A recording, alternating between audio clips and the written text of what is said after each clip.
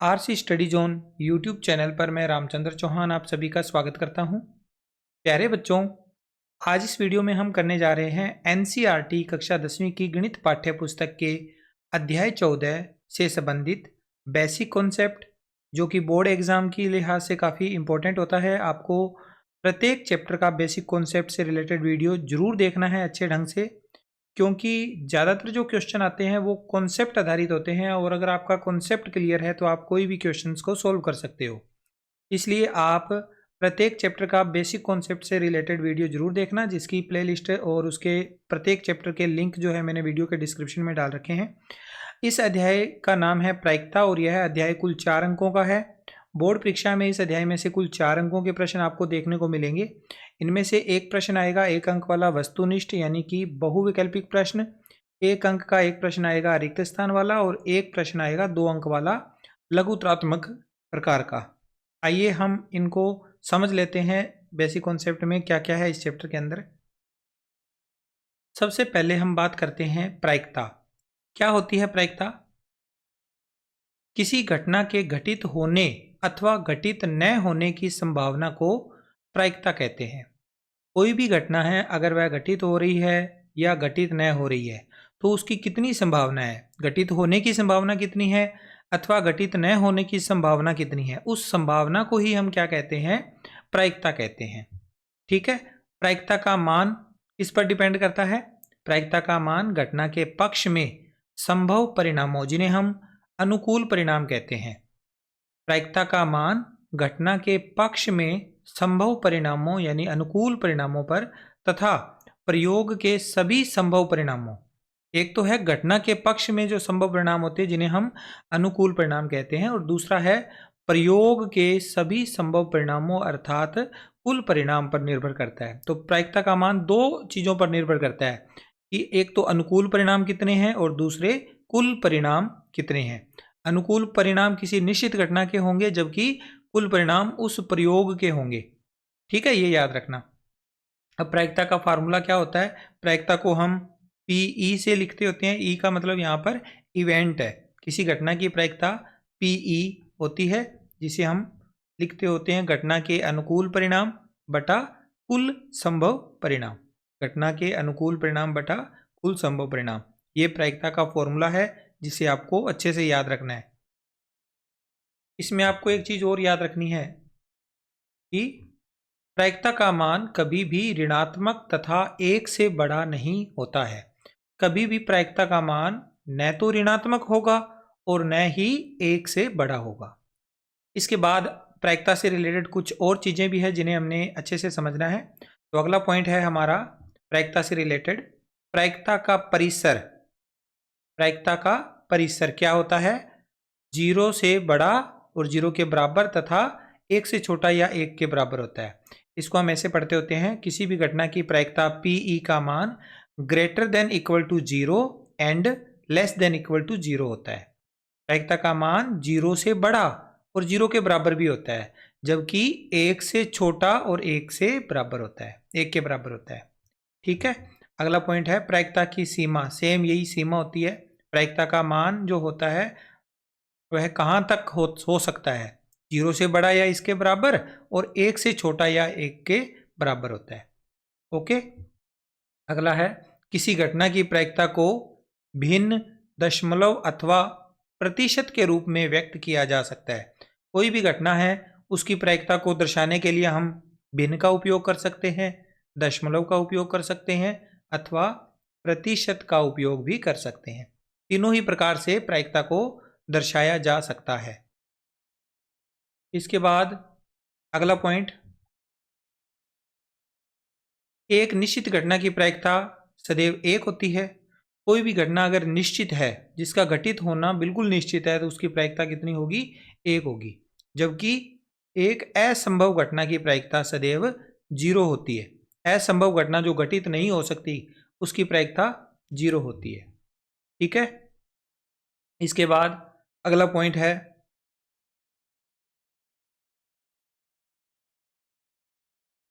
किसी घटना की प्रायिकता तथा उसकी पूरक घटना की प्रायिकता का योग सदैव 1 होता है। किसी घटना की प्रायिकता तथा उसकी पूरक घटना की प्रायिकता। दो प्रकार की घटनाएं होती है, एक होती है कोई घटना और दूसरी उसकी पूरक घटना। इसका मतलब क्या है, जैसे कोई घटना घटित होने की होती है संभावना, तो उसे हम घटना के हिसाब से लेते हैं, और जब उसका उल्टा ले लें, घटना घटित न हो रही है, तो वह उसकी पूरक घटना कहलाती है।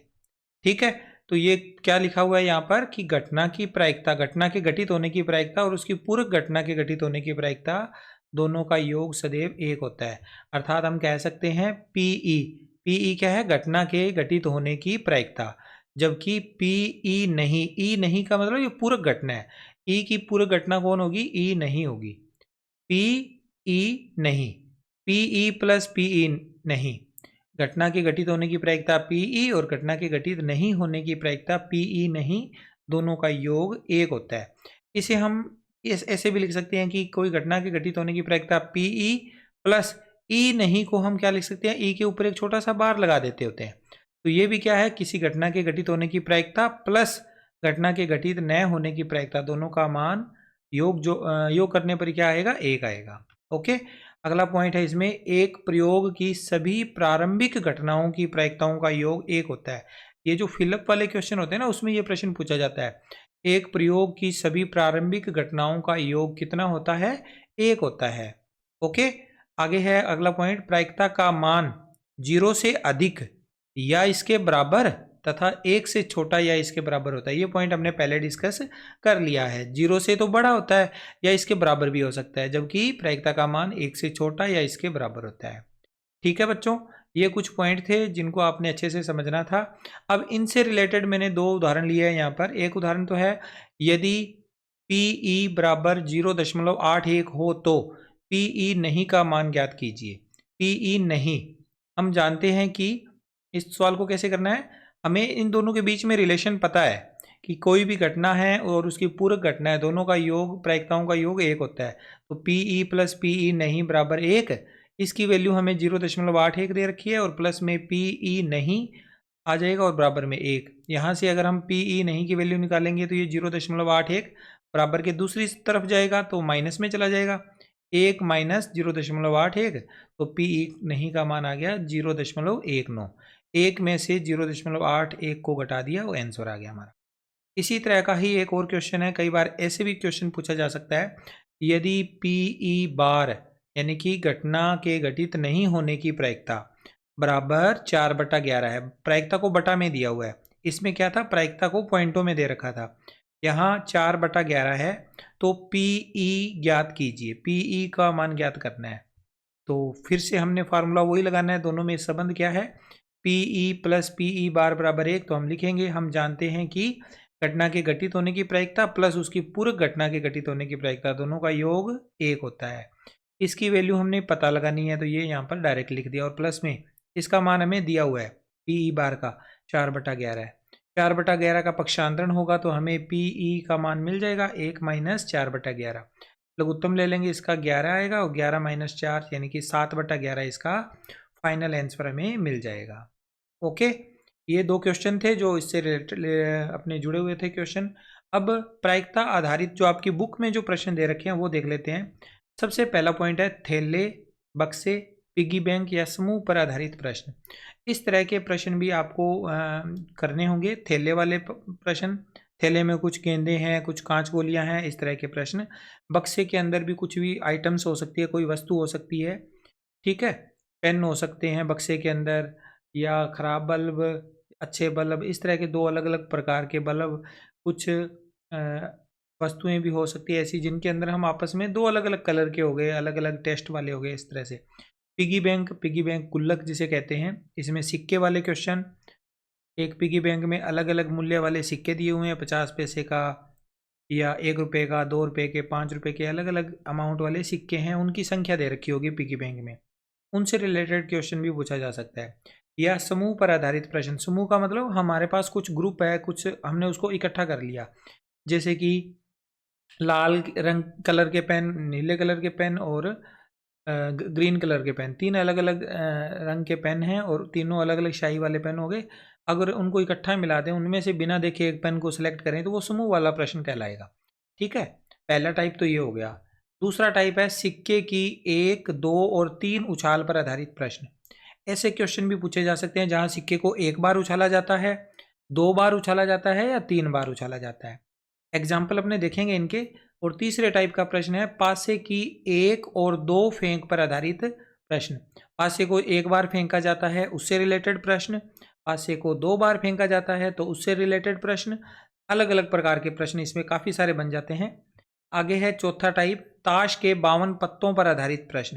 ताश के 52 पत्ते होते हैं, उन पत्तों को अच्छी तरह से फेंट कर उसमें से एक पत्ता निकाला जाए तो उस पत्ते का कोई एक पत्ता निकाला जाए तो उस पत्ते के किसी भी प्रकार का उससे रिलेटेड क्वेश्चन पूछा जा सकता है, उसकी प्रायिकता ज्ञात करने के लिए कहा जा सकता है। अब इनमें से हम बारी बारी से एक एक क्वेश्चन ले लेते हैं।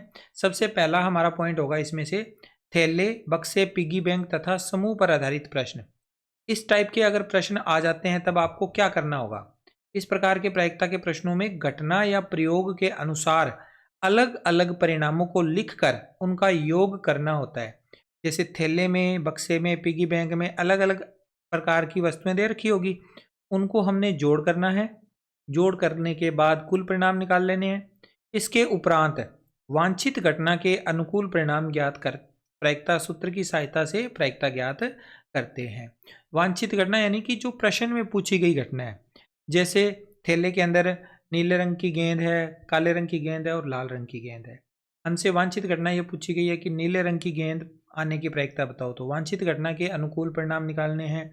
और अलग अलग कलर की गेंदें हैं, उनको जोड़ करके टोटल निकालने के बाद वह कुल परिणाम में बदल जाएगा। और प्रायिकता का फार्मूला आपको पता ही है, घटना के अनुकूल परिणाम बटा घटना के कुल परिणाम, दोनों का एक दूसरे के बटा करके आंसर निकालेंगे।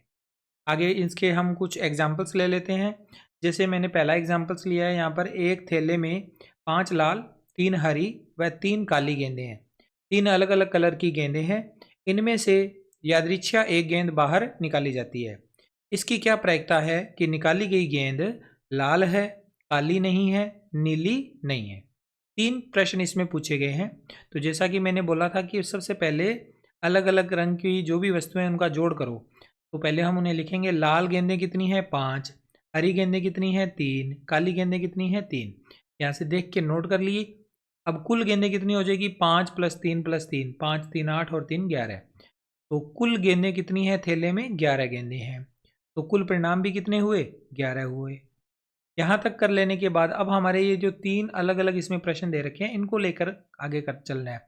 वांछित घटना क्या है इसमें, लाल है, यानी कि गेंद लाल है। गेंद के लाल होने के अनुकूल परिणाम देखने हैं। तो शुरुआत यहीं से करेंगे क्योंकि हमें कुल परिणाम पता लग गए पहले। तो अब हम शुरुआत करेंगे गेंद लाल होने के अनुकूल परिणाम। गेंद के लाल होने के अनुकूल परिणाम, कितनी लाल गेंदें हैं 5, तो अनुकूल परिणाम भी 5 होंगे। अतः अभीष्ट प्रायिकता, अनुकूल परिणाम 5, कुल परिणाम 11 है, तो 5/11 इसका आंसर आ जाएगा। ओके। अब इसका सेकंड क्वेश्चन जिसमें हमसे पूछा गया था कि गेंद काली नहीं है, तो गेंद काली न होने के अनुकूल परिणाम। यहाँ ध्यान रखना है कुल गेंदें कितनी थी 11 है, उसमें से काली नहीं होने का मतलब क्या हुआ, काली वाली गेंदों को माइनस कर दीजिए। 11 में से 3 काली गेंदें थी तो 3 गेंदों को माइनस कर दिया, तो बच गई कितनी 8। 8 ऐसी गेंदें हैं जो काली नहीं है। तो अभिष्ट प्रायिकता बराबर अनुकूल परिणाम बटा कुल परिणाम, बराबर में आ जाएगा अनुकूल परिणाम 8 बटा में कुल परिणाम 11। 8/11 इसकी प्रायिकता आ गई। तीसरा पार्ट है इसका, गेंद नीली नहीं है, ये था प्रश्न। तो गेंद नीली न होने के अनुकूल परिणाम। तो आप प्रश्न को अगर ध्यान से पढ़े हो तो आपको पता होगा। तो प्रश्न में तो 3 ही कलर की गेंदें थी। एक तो थी, दोबारा देखो, एक तो थी लाल, एक काली और एक तीसरा कलर था हरी।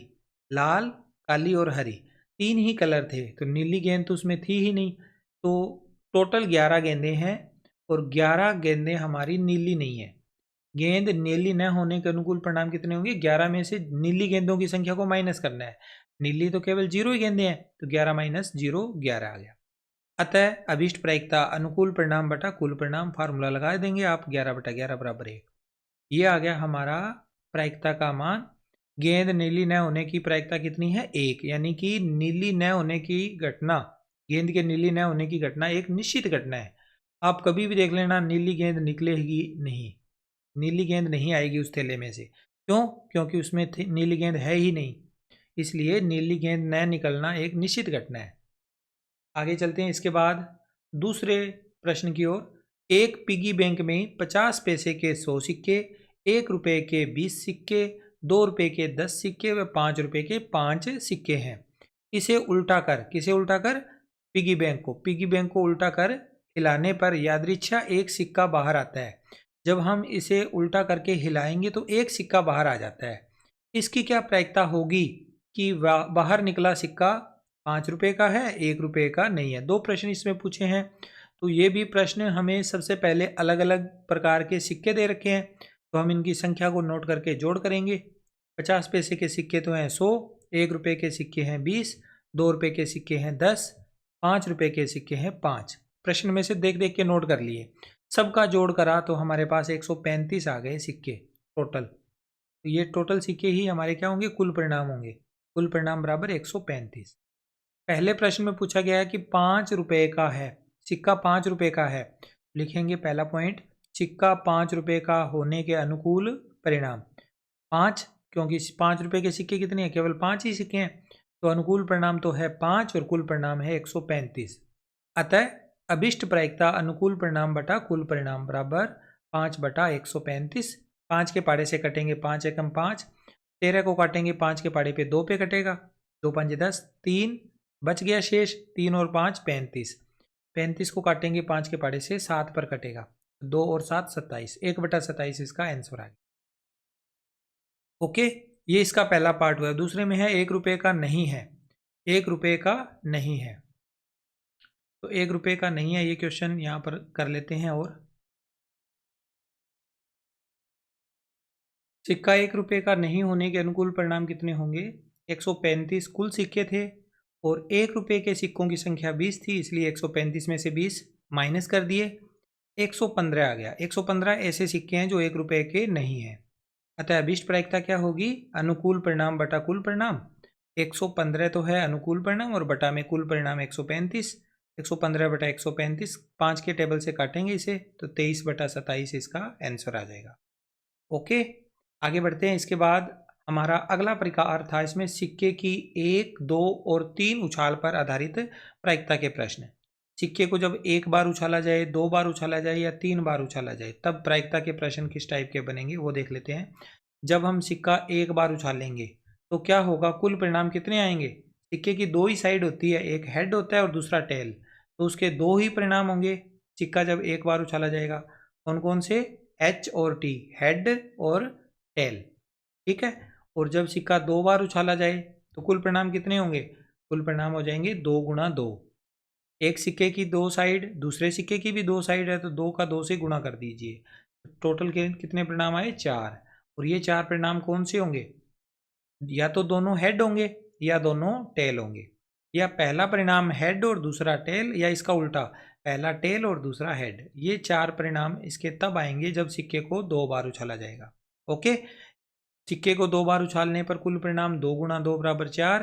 सिक्के को 1 बार उछालने पर कुल परिणाम बराबर 2। सिक्के की एक साइड होती है इसलिए 2 परिणाम। जब सिक्का 1 बार उछाला गया, सिक्का 2 बार उछाला गया, तो सिक्के के कुल परिणाम कितने हो जाएंगे? यहाँ पर दोनों सिक्कों के 2 और 2 का गुणा करके 4 आ गया। तीसरा स्थिति यह है कि जब सिक्का 3 बार उछाला जाए, या हम ऐसे कह सकते हैं कि एक साथ 3 सिक्के उछाले जाएं। दोनों ही बातें सत्य है। सिक्का एक सिक्के को 3 बार उछालना और 3 सिक्के एक साथ उछालना। लेकिन क्या होता है कि 3 सिक्के जब एक साथ उछालते हैं तो ये परिणाम जो होते हैं समप्रायिक नहीं माने जाते, इसलिए हम ये कह देते हैं सिक्का 3 बार उछाला जाए, तीनों बारों के परिणाम को नोट कर लिया जाए। ठीक है, 3 बार उछाला गया है तो इसके कुल परिणाम कितने होंगे? इसके कुल परिणाम होंगे 2 गुणा 2 गुणा 2। 3 बार उछाला है इसलिए 2 का गुणा 3 बार करा, तो हमारे पास आ जाएगा 2 दूनी 4, 4 दूनी 8, 8 परिणाम हो जाएंगे। और ये 8 परिणाम कौन से होंगे? यहाँ पर आपको टेबल में दिख रहे हैं। या तो तीनों हेड होंगे या तीनों टेल होंगे। हेड और टेल, चित्त या पट, ठीक है। या ऐसा संभव हो सकता है कि पहले 2 परिणाम तो हेड हैं यानी चित्त हैं, और अगला लास्ट वाला परिणाम है टेल यानी पट। और फिर ऐसे ही चलता चलता आगे ये टेल बीच में भी आ सकता है और टेल सबसे आगे भी आ सकता है। इसी तरह से 2 टेल और 1 हेड, इनको हम आगे पीछे एडजस्ट करेंगे। पहले दोनों टेल, फिर हेड बीच में और हेड सबसे आगे। ठीक है, इस तरह से ये 8 परिणाम संभव है। अब इनसे रिलेटेड कुछ प्रश्न और देख लेते हैं हम। इन पर आधारित पहला प्रश्न है, एक सिक्के को एक बार उछालने पर चित्त आने की प्रायिकता ज्ञात करो। सिक्का कितनी बार उछाला गया? एक बार। तो शुरुआत करेंगे, सिक्का एक बार उछालने पर कुल परिणाम बराबर 2, हेड और टेल। चित्त आने के अनुकूल परिणाम, चित्त केवल एक ही बार आ सकता है, तो अनुकूल परिणाम भी एक होगा। अतः अभिष्ट प्रायिकता अनुकूल परिणाम बटा कुल परिणाम 1/2। ठीक है, ये आसान सा प्रश्न था, आप आराम से कर पाओगे इस प्रश्न को। इसी तरह से बाकी क्वेश्चंस को भी हम देख लेते हैं सिक्के वाले। सेकंड क्वेश्चन है हमारे पास, एक सिक्का 2 बार उछाला जाता है, इसकी क्या प्रायिकता होगी कि दोनों बार चित्त आएगा और सभी परिणाम समान होंगे। दो प्रश्न अलग अलग पूछे गए हैं। पहले तो ये देखो, सिक्के को 2 बार उछालने पर कुल परिणाम होंगे 2 × 2 = 4। ठीक है, और वो 4 परिणाम भी मैंने यहाँ साइड में दिखाए हैं। अब पहली स्थिति ये पूछी गई है कि दोनों बार चित्त आएगा, दोनों बार चित्त यानी दोनों एच होने चाहिए। दोनों बार चित्त आने के अनुकूल परिणाम, तो देखो एक ही ऐसी स्थिति है जिसमें दोनों एच है, ये वाली स्थिति। बाकियों में या तो दोनों टी है या एक एच और एक टी है। ठीक है, तो इस स्थिति के हिसाब से हमारे अनुकूल परिणाम 1 आया। अतः अभिष्ट प्रायिकता अनुकूल परिणाम बटा कुल परिणाम बराबर 1/4। और आगे वाला प्रश्न है, सभी परिणाम समान होने के अनुकूल परिणाम। समान होने के अनुकूल परिणाम 2 हैं, या तो दोनों एच या दोनों टी, या दोनों हेड या दोनों टेल। तो प्रायिकता कितनी हो जाएगी? अनुकूल परिणाम बटा कुल परिणाम 2/4, जो आगे 2 के टेबल से कट जाएगा। 2 एकम 2, 2 दूनी 4, 1/2। ठीक है, इसके बाद आगे करते हैं हम, एक सिक्के को जब 3 बार उछाला जाता है तो उसका प्रश्न है, एक सिक्का 3 बार उछाला जाता है, इसकी क्या प्रायिकता होगी कि तीनों बार समान परिणाम आएंगे, चित्त किसी भी बार में नहीं आएगा, पट कम से कम एक बार आएगा और पट अधिक से अधिक एक बार आएगा। 4 अलग अलग प्रकार के प्रश्न है। ऐसे ही कुछ और प्रश्न भी बनते हैं, काफ़ी सारे क्वेश्चन बनते हैं, तो आप उन क्वेश्चंस का अभ्यास कर लीजिएगा।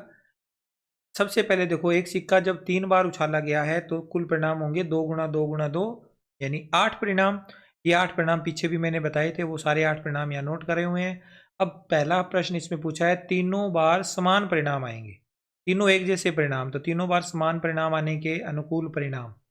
देखो ये तीनों एक जैसे हैं, ये तीनों एक जैसे हैं, बाकी तीनों एक जैसे कहीं नहीं है, तो 2 ही परिणाम इसमें हुए, तीनों एच और तीनों टी। अतः अभिष्ट प्रायिकता क्या हुई? 2/8। अनुकूल परिणाम तो 2 है, कुल परिणाम 8 है, तो 2/8 यानी 1/4। ठीक है, ये इसका फर्स्ट प्रश्न हो गया। दूसरा है, चित्त किसी भी बार में नहीं आएगा, तो चित्त किसी भी बार में नहीं आने के अनुकूल परिणाम 1, चित्त नहीं होना चाहिए। तो चित्त एक ही ऐसा परिणाम है जिसमें चित्त नहीं है, चित्त यानी कि एच। दोबारा से देखो, ऐसे कितने परिणाम है जिसमें एच नहीं है, इनमें से देखो आप दोबारा से, इसमें भी एच है, इसमें भी एच है, इसमें भी कहीं ना कहीं पर एच है, सारे परिणामों में एच है, केवल इस एक परिणाम को छोड़कर बाकी सारों में कहीं ना कहीं चित्त यानी एच आया हुआ है। तो इसलिए केवल एक ऐसा परिणाम है जिसमें चित्त नहीं है, टी टी टी, एक परिणाम आ गया, तो अभिष्ट प्रायिकता हो गई 1/8। तीसरा पार्ट है इसमें, पट कम से कम एक बार आने के अनुकूल परिणाम। पट कम से कम एक बार होना चाहिए। अब ये कम से कम और अधिक से अधिक, इसमें बहुत से बच्चे कंफ्यूज रहते हैं। पट कम से कम एक बार, तो याद रखना, जब कम से कम एक शब्द आता है ना, ये लिखा हुआ कम से कम एक, तो इसका मतलब आप यहां से देखना, एक से कम नहीं, एक से कम नहीं होना चाहिए। इस एक के आगे, इस एक को यहां उठा के रख दो और इस एक की जगह लिख दो नहीं, एक से कम नहीं। जैसे पट कम से कम एक बार है, तो एक से कम नहीं होना चाहिए। एक से कम कितने? 0, यानी 0 टी नहीं होना चाहिए। ऐसा परिणाम छोड़ देना है जिसमें 0 टी आता हो। कौन कौन से परिणाम होंगे? यहाँ पट लिखा हुआ है, तो मैंने यहाँ टेबल गलत बना दी, टेबल सही कर देता हूँ एक बार।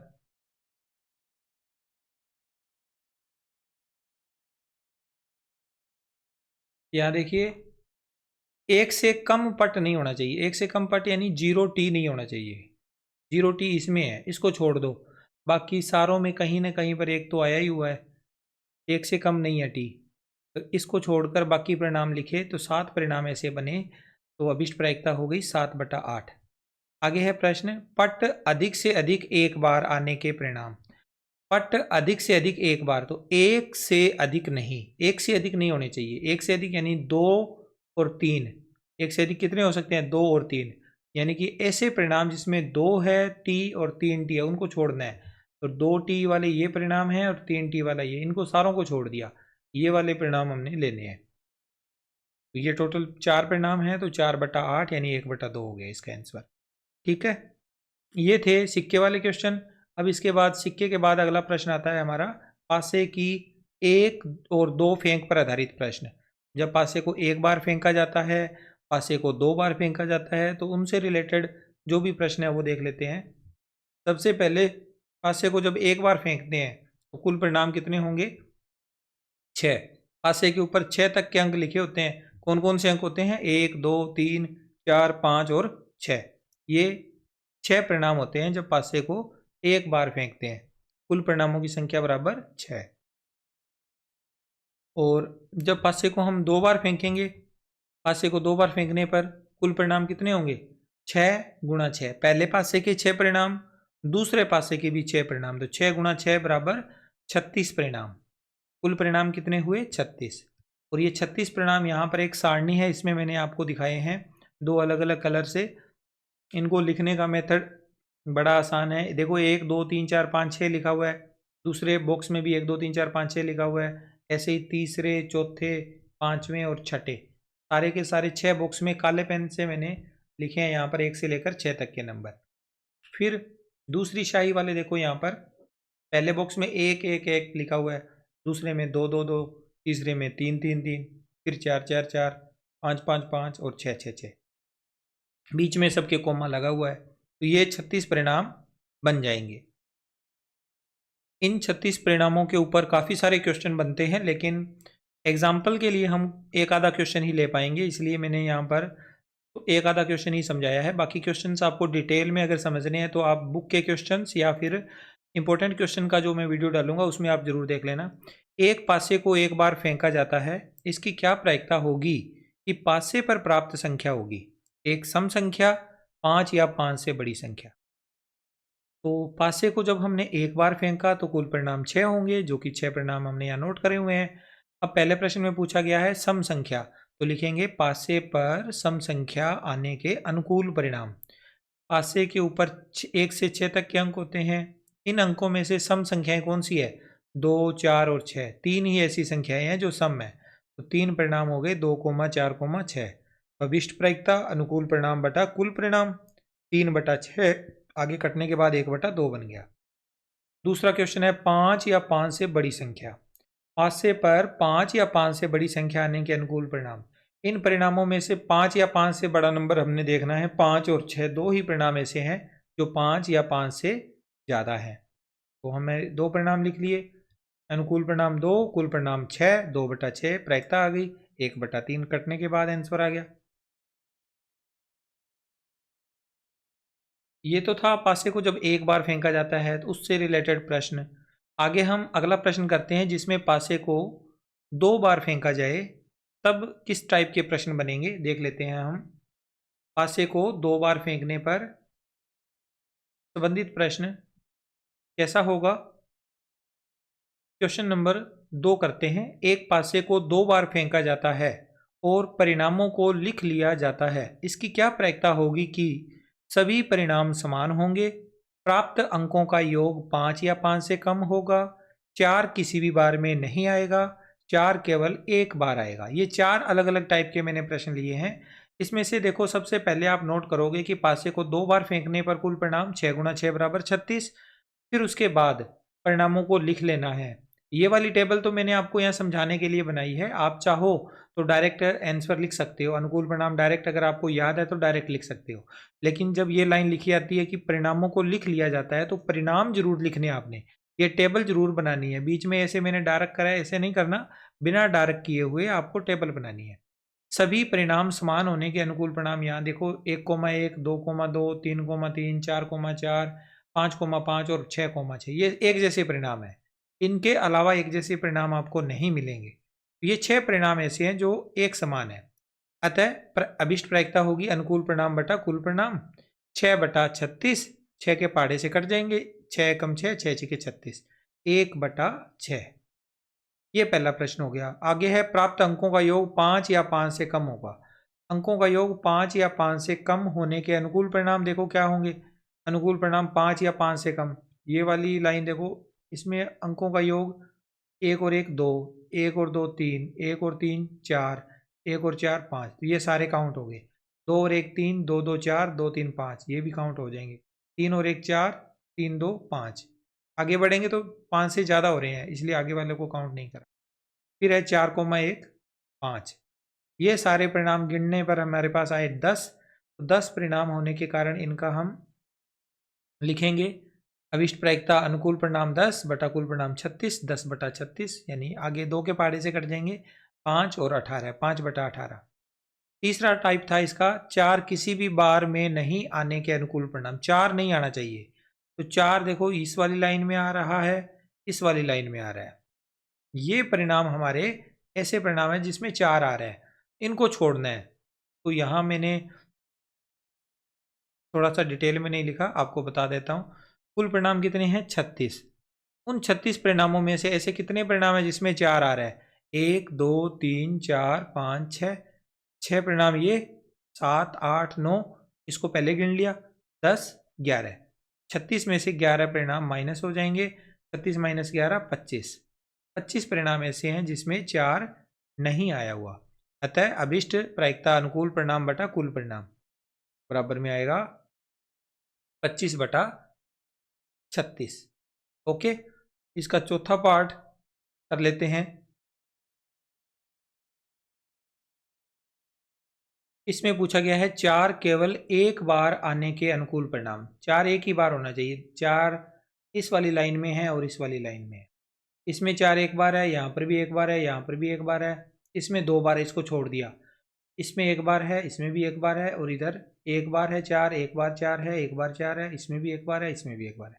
इन सारों को काउंट करो, 1 2 3 4 5 6 7 8 9 10। 10 परिणाम ऐसे हैं जिसमें 4 केवल एक बार है। अगर ये प्रश्न ऐसे आता 4 कम से कम एक बार, तो एक से कम वालों को छोड़ना है, यानी कि बाकियों को छोड़ना है। कम से कम एक बार में ये भी काउंट हो जाता, 11 बटा 36 आ जाता उसका उत्तर। यहाँ पर हमसे पूछा है 4 केवल एक बार, तो एक बार आने के अनुकूल परिणाम हो जाएंगे 10, तो 10 बटा 36 यानी 5 बटा 18 इसका आंसर आएगा। ये थे पासे से रिलेटेड कुछ क्वेश्चन।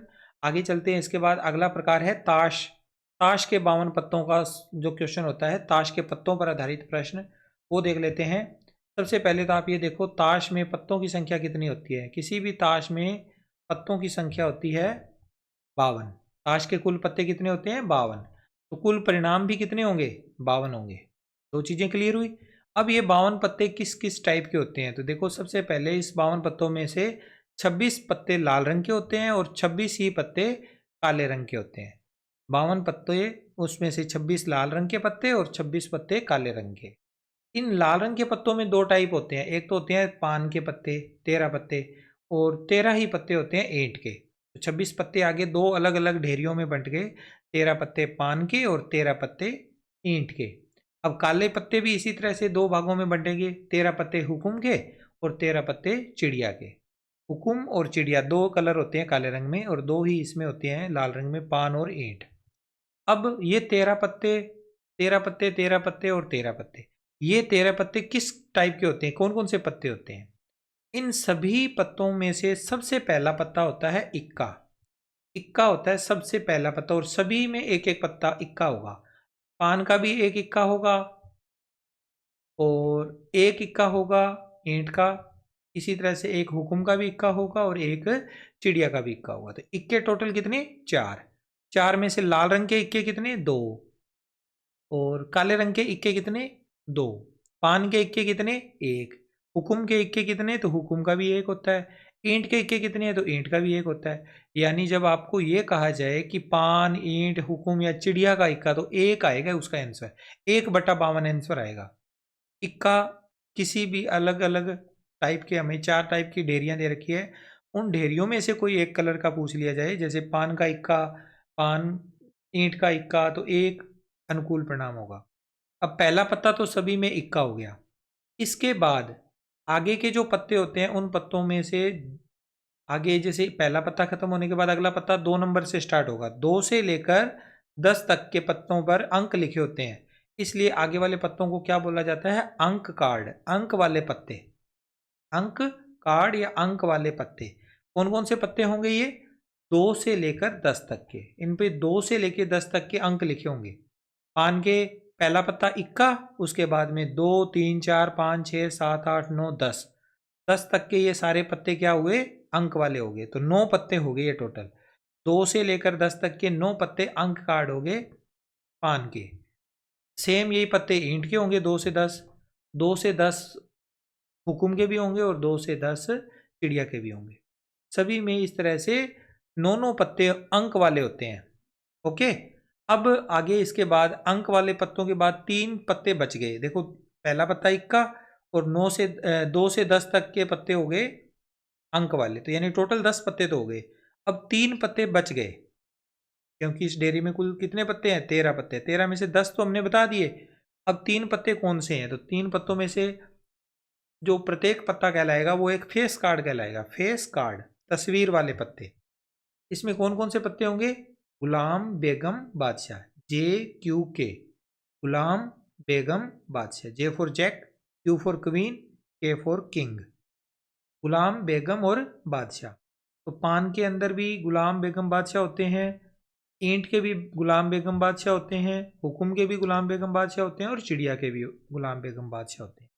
तो टोटल फेस कार्ड अगर देखा जाए तो 3 + 3 6, 6 3 9 और 3 12, 12 पत्ते ऐसे हैं जो फेस कार्ड वाले पत्ते हैं, तस्वीर वाले पत्ते हैं।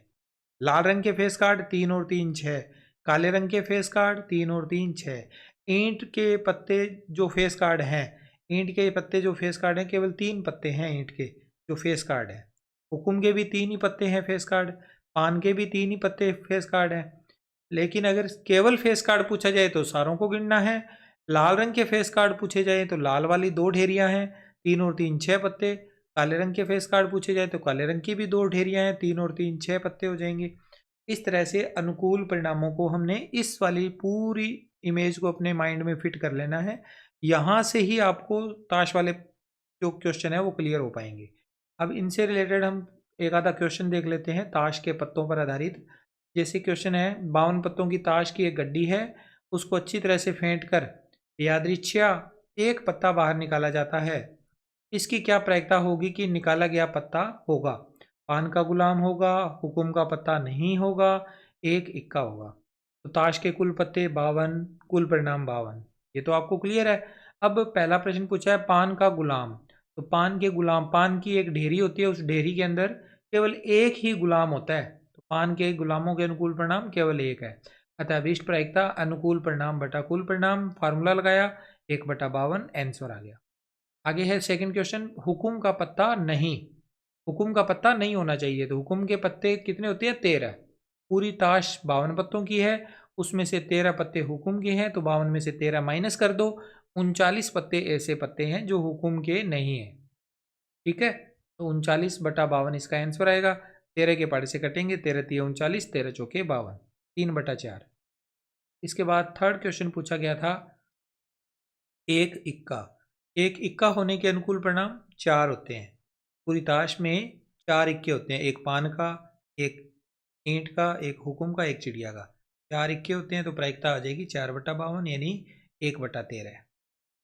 ठीक है बच्चों, इस तरह से प्रायिकता के आधारित जो भी क्वेश्चन थे, मैंने कुछ एग्जाम्पल्स भी करवाए हैं, इंपॉर्टेंट चीज़ें आपको बता दी है। वीडियो कैसा लगा इसके बारे में आप अपनी राय कमेंट बॉक्स में ज़रूर लिखना। मिलता हूँ आपसे नेक्स्ट वीडियो में। Take care, bye bye.